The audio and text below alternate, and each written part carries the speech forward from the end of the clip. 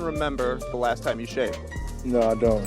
James Harden stopped shaving his beard out of laziness. And even after averaging 20 points per game as a sophomore at Arizona State and earning the Pac-10 Player of the Year honors, NBA scouts still labeled him lazy, with ESPN's Chad Ford saying he lacks elite athleticism. This lazy tag stuck and was the primary reason he was drafted third behind Hasheem Thabeet and Blake Griffin in the 2009 NBA draft. It wasn't a total snub, but it stung. But 10 years later, as the beard grew, Harden used those accusations as fuel to become the biggest cheat code in the NBA.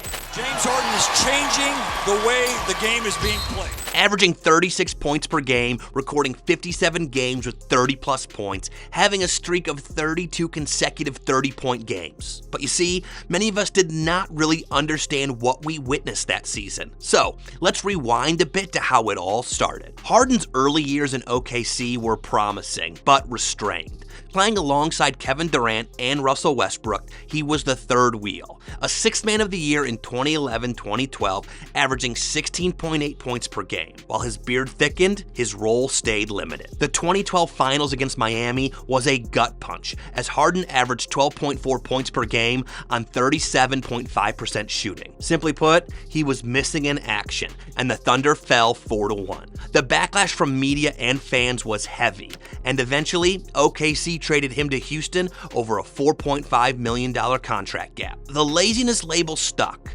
Too casual, too unathletic, too bearded to lead. But in Houston, Harden began to shed the doubts. In his first game as a Rocket, he recorded 37 points and 12 assists, and by the 2014-2015 season, he was an MVP runner-up, averaging 27.4 points per game. His step-back three and foul-drawing wizardry was starting to show, and so did his beard. Yet, the playoffs haunted him. The 2015 Western Conference Finals loss, 2016's first-round exit, 2017's Game 6 collapse against the Spurs spurred the critics to pounce on him. The 2009 snub echoed in every critique, and although he was getting better, he was still just a lazy guy who never shows up when it matters most. Then, the 2018 Western Conference Finals happened, and it was a brutal wake-up call. At some point, the Rockets even led the Warriors 3-2, and it all came down to Game 7. But that game was a disaster. The Rockets missed 27 straight threes,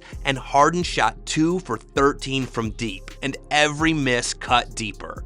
A year that seemed full of promises ended as a failure. Chris Paul's hamstring injury left Harden exposed, and the loss felt like 2009 all over again. Overlooked, outshone, and not enough. But things only got worse during the offseason as the roster lost more key players. Trevor Ariza and Luc Mbah a Moute bolted, and the Carmelo Anthony experiment flopped. It was clear that if Houston's Rockets would have any chance of taking off for the 2018-2019 season, Harden had to step up. 10 years after 2009, Harden unleashed hell, but Houston's problems continued well into the new season. By December 2018, they were 11-14, and the team was sitting at the 14th seed in the Western Conference. They were nowhere near the playoff picture, despite Harden's brilliant individual numbers. But one day, a Bulls fan decided to push Harden's buttons. Or, should I say, beard. Harden, you're never gonna get a ring.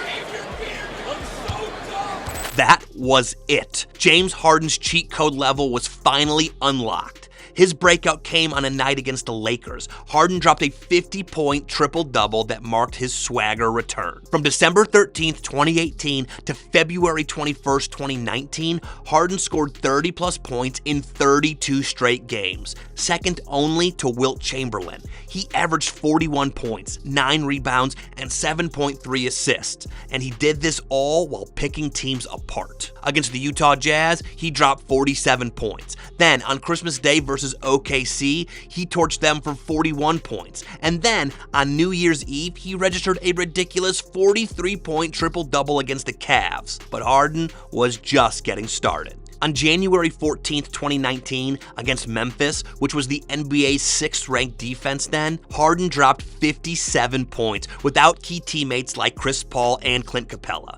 And he did it all in just 34 minutes. The Rockets bench was on its feet as Harden dismantled the Memphis defense. But it wasn't even just what Harden was doing, it was how he was doing it. He can get to the hole. He can pull up long-range three. He's got a mid-range game. He's got a nasty handle. And he is an absolute magician at creating contact and getting to the free throw line, which makes him unstoppable. His step-back three became a weapon. When he dribbled hard to the left and then popped a step back, defenders were caught flat-footed. They knew they had to respect his range. Harden's ability to draw fouls was another part of his game. Every time he attacked the basket, he forced defenses into double teams. Opponent left him free for extra points at the line. All of a sudden, the lazy beard was now the most explosive player in the league, and he didn't seem to be slowing down at all. He turned the lack of athleticism into a cerebral edge, baiting defenders for fouls and dissecting defenses with 7.9 assists per game. Now, the player who was not explosive in 2009 now led the league with 43.8 points per 100 possessions, a modern era record. And to think he had a usage rate of 40.5%, highest in the league, and was still able to perform that much. According to NBA tracking, he scored 1.11 points per possession on isolations, the most efficient mark amongst high-volume players. Now,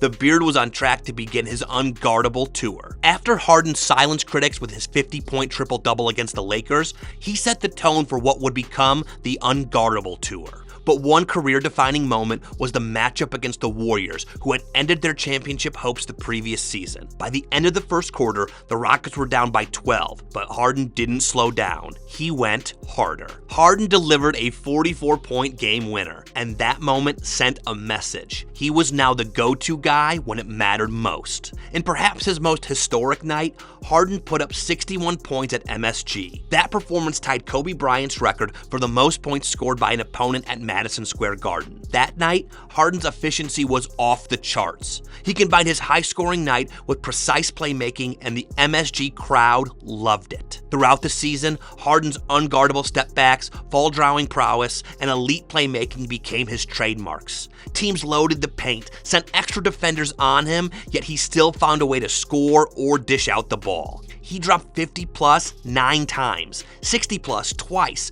peaking at 61 against the Spurs and Knicks. Harden was making history. His 36 points per game was the highest since Jordan's 37.1 in 1986-1987.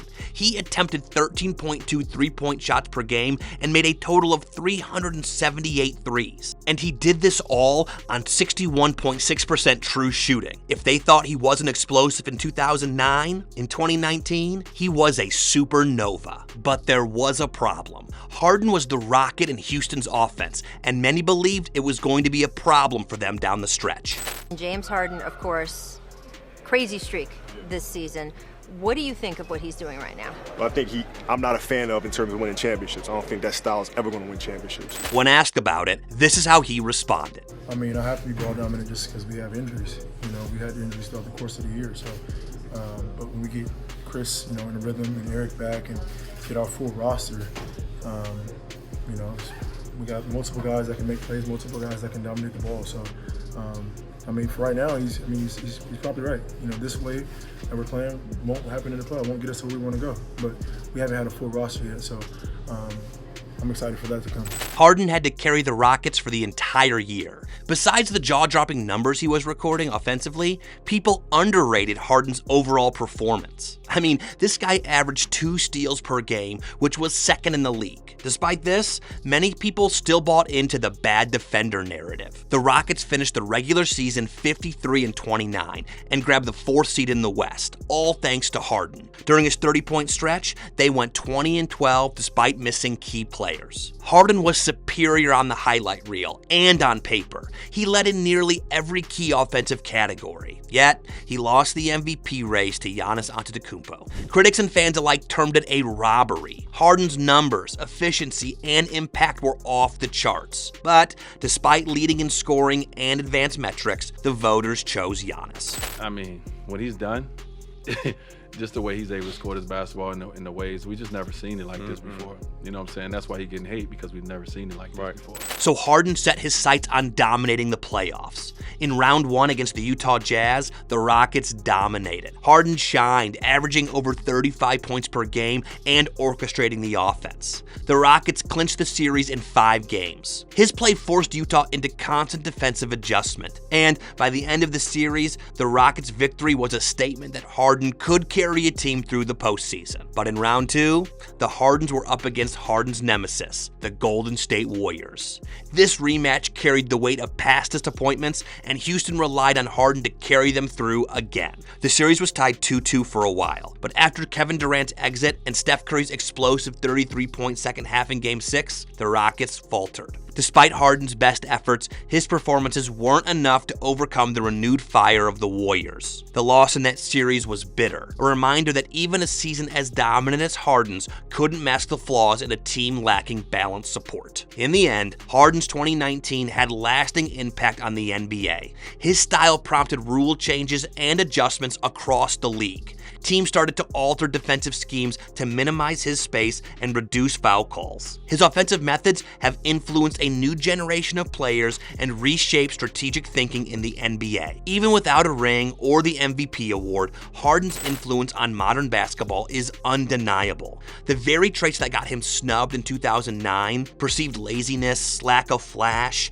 became his superpowers. He didn't leap over defenders, he outsmarted them. He didn't shave, he let his beard signal his refusal to conform. 10 years later, 2019 Harden's revenge. 2,818 points, 586 assists, 518 rebounds, 158 steals. A stat line only he, Jordan, LeBron, and Robertson have touched. In summary, 2019 James Harden was a bearded middle finger to a league that once doubted him. Another player that gets hated and overlooked like the beard is LaMelo Ball. And like Harden, he was robbed of a spot on the NBA All-Star team. Click the link below to watch.